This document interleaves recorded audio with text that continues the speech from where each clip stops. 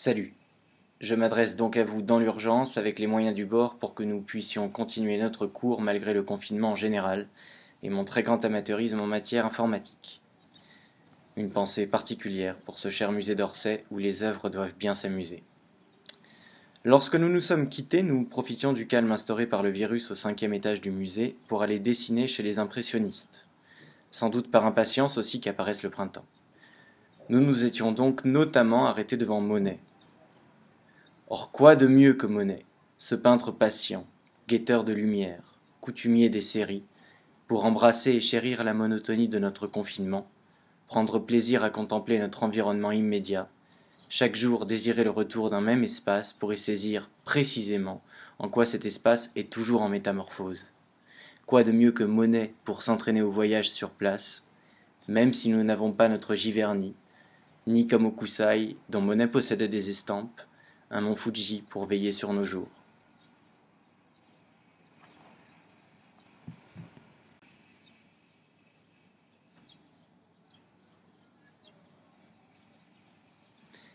Mais la question qui se pose, c'est comment continuer de travailler d'après des œuvres qui tirent souvent leur qualité d'effets picturaux remarquables en leur présence seulement. Ces œuvres jouent d'une variété picturale difficile à percevoir d'après reproduction, une richesse graphique sur laquelle vous pouvez vous appuyer in situ et qui vous offre de multiples clés de compréhension, mais qui, en reproduction, est considérablement diminuée. En copiant ces tableaux d'après reproduction, on perdrait leur dimension matérielle et leur aura, la tension, l'appréhension au moment de les dessiner, la sensation d'une rencontre. Or, il nous faut éviter une domination trop facile de nos sujets.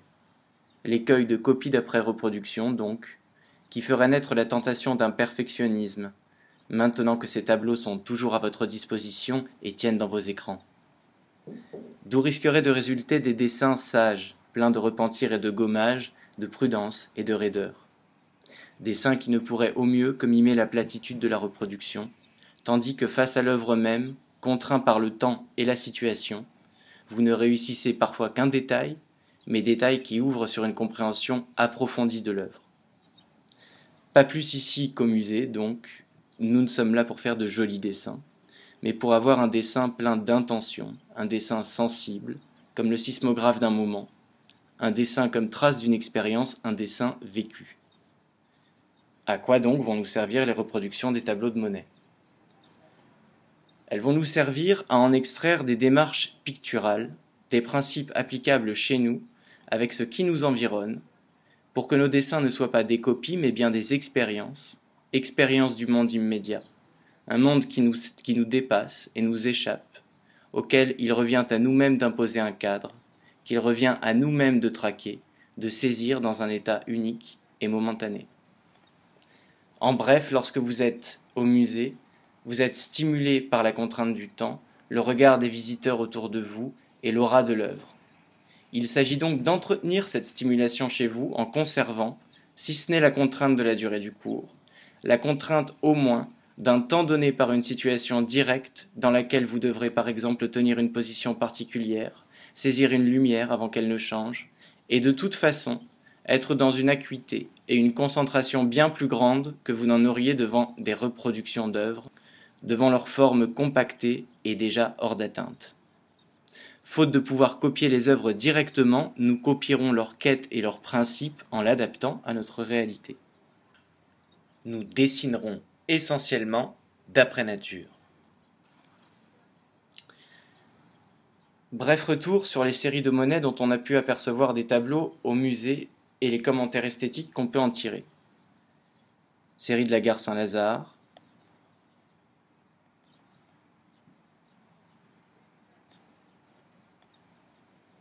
série des barques,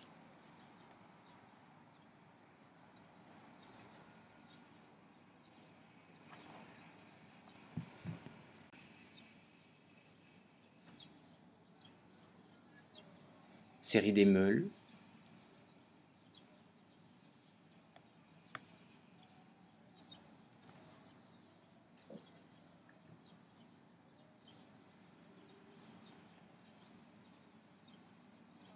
série des peupliers,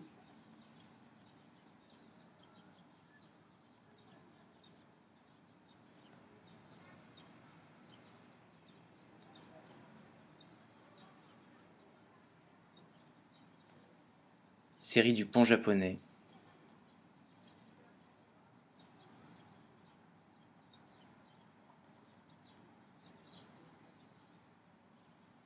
et bien d'autres encore. Dans un film d'Alain Jobert consacré à Monet, on peut entendre l'analyse suivante. Auparavant, la peinture lisse, aux contours bien délimités, donnait au spectateur l'image d'un monde homogène, clos et fini. Le monde impressionniste n'est plus seulement composé d'objets solides. Il est à l'image du nouvel esprit scientifique. Il se désagrège en corpuscules, il baigne dans un champ d'ondes, il est infini, il déborde son cadre.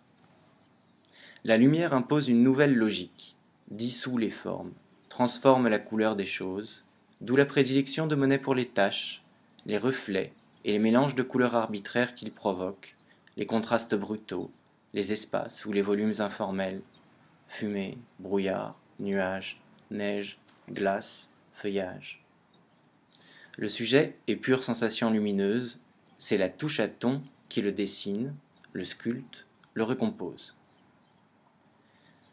On peut dire que la peinture de Monet est une peinture de l'atmosphère, de la métamorphose, du métissage, d'une représentation, non des choses elles-mêmes, mais des rapports qu'elles entretiennent, des ponts qui les unissent et les séparent, par lesquels elles s'influencent et se confrontent. Donc voilà ce que je vous propose. Il s'agit d'appliquer ce principe de série chez nous, en se plaçant à côté d'une de nos fenêtres, dont nous allons faire plusieurs vues. Installez-vous confortablement à côté d'une de vos fenêtres, de manière à n'en jamais bouger le matériel de dessin et le tenir toujours prêt pour saisir une ambiance. Notre premier dessin se fera à l'horaire habituel, en m'envoyant les différentes étapes au fur et à mesure. Vous ferez les autres de votre côté, et nous profiterons du cours pour les commenter, améliorer, voire refaire. Avec les 3 prochaines semaines, on devrait avoir obtenu une vue matinale, une vue d'après-midi, vue crépusculaire et une nocturne. La fenêtre est sans doute un bon motif pour commencer, car elle offre souvent du ciel, de la profondeur, des reflets, et une foule d'effets atmosphériques qui brouillent le paysage et transposent les formes nettes en textures pittoresques. Concernant le support, les impressionnistes travaillaient généralement à partir de fonds clairs et maigres appliqués sur leur toile. Ça leur permettait de conserver la structure granuleuse de la toile, sur laquelle la touche du pinceau s'accrochait et se diffusait, contrairement à un support lisse qui favoriserait des touches au bord net. Dans cet esprit, en tant que dessinateur, on choisira donc le papier le plus granuleux que nous ayons à notre disposition. Si toutefois vous n'avez que du papier lisse, il vous faudra jouer en légèreté de votre outil pour rendre cette atmosphère diffuse propre à l'impressionnisme. Concernant les outils, dessiner en s'inspirant de l'impressionnisme, se servir de lignes monochromes pour chercher l'aspect de peintures essentiellement régies par la masse et la couleur, les matières épaisses et visqueuses, ou sèches et abrasives, semble peut-être contradictoire et impossible. Mais cela pousse à tirer un potentiel maximal de l'outil dont on dispose, à placer sa richesse technique dans son regard et le geste qui le traduit. Pauvreté des moyens est toujours source de créativité. On peut néanmoins se prémunir d'un crayon au graphisme plus généreux qu'un crayon simple, entendez par là un crayon à mine large, dont on se servira plus des côtés de la mine que de la pointe. Pour cette séance, il peut s'agir d'une mine de plomb, d'une pierre noire ou à défaut d'un gros crayon de couleur. Toutefois, l'esprit de la peinture impressionniste, on peut le retrouver déjà synthétisé par les impressionnistes eux-mêmes dans les dessins qu'ils ont pu nous laisser. Quelques exemples de types de traits, qu'on appellera ici des touches, comme en peinture. Touche nette, qui ponctue l'espace.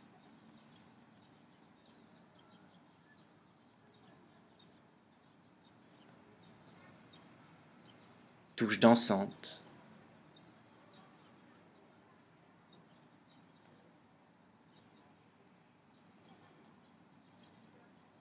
Touche tressée.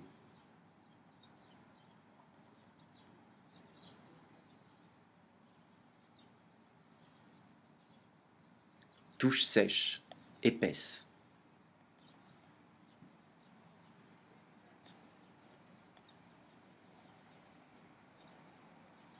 On observe que ces dessins ne sont plus classiques au sens où ils ne procèdent pas d'une ossature sur laquelle seraient posés des volumes, mais posent directement les volumes sans quasiment aucun trait de construction, et mettent l'accent sur le mouvement et la lumière qui traversent le paysage.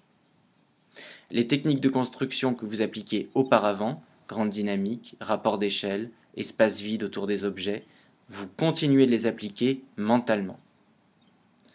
Pour ceux qui sont en ville, tâchez d'éviter des perspectives trop complexes et appliquez ces conseils donnés par Monet aux peintres, mais tout aussi valables pour les dessinateurs. Quand vous peignez, oubliez quels objets vous avez devant vous, un arbre, un champ, une maison ou quoi que ce soit. Pensez seulement ceci. Voici un petit carré de bleu, de rose, un ovale vert, une raie jaune. Et peignez-les exactement comme ils vous apparaissent. Concernant le cadre, Monet joue beaucoup sur le cadrage dans ses séries, à la fois pour apporter fluidité à ses compositions, suggérer du mouvement par le hors-champ, à la fois pour charpenter ses compositions, géométriser, abstraire ses motifs et forcer le regard à s'arrêter. Votre fenêtre est un premier cadre donné, sur lequel vous allez vous appuyer pour prendre un cadrage décentré, à cheval sur l'extérieur et l'intérieur. En plus du cadre donné par la fenêtre, vous pourrez vous aider d'une figure repoussoir, c'est-à-dire d'un objet de premier plan, qui s'opposera par sa netteté avec l'atmosphère extérieure et renforcera l'impression de profondeur et de flou de l'arrière-plan. Vous pourrez par la suite inverser ces rapports entre net et flou, par exemple dans une situation nocturne où l'objet intérieur deviendra flou dans la pénombre, tandis que la netteté se déplacera du côté des lumières de la ville. Ce jeu de variation de lumière dans un même cadrage sera l'occasion de constater que le sens de lecture de vos dessins se déplace en fonction du graphisme et du contraste. Pour ceux d'ailleurs dont les fenêtres n'ouvriraient pas sur de grands espaces, rapportez-vous aux cathédrales de Monet et aux nymphéas. Remarquez comme Monet tire parti de cadrages resserrés et radicaux. Certes, la cathédrale et les bassins vous semblent peut-être plus riches que la vue de votre fenêtre, et celle-ci peu adéquate à l'esprit impressionniste, tâchez néanmoins de tirer parti du moindre phénomène visuel. Enfin, trichez autant que nécessaire. On pourrait à ce sujet apporter 2 citations de Monet. Je deviens d'une lenteur à travailler qui me désespère. Et plus je vais, plus je vois qu'il faut beaucoup travailler pour réussir à rendre ce que je cherche, l'instantanéité. Ou encore, que mes cathédrales, mes Londres et autres toiles aient été faites d'après nature ou non, cela ne regarde personne et n'a aucune importance. Je connais tant de peintres qui peignent d'après nature et font des choses horribles. Comme Monet, retravaillez à souhait vos œuvres jusqu'à obtenir l'effet de présence et de spontanéité souhaité. Sans oublier néanmoins que Monet, pour autant qu'il ne peignait pas toujours sur le motif, s'en imprégnait longuement. Ces paysages étaient pour lui une obsession à laquelle il revenait toujours, et quand il s'asseyait sans rien faire, sans doute que Monet peignait encore du regard.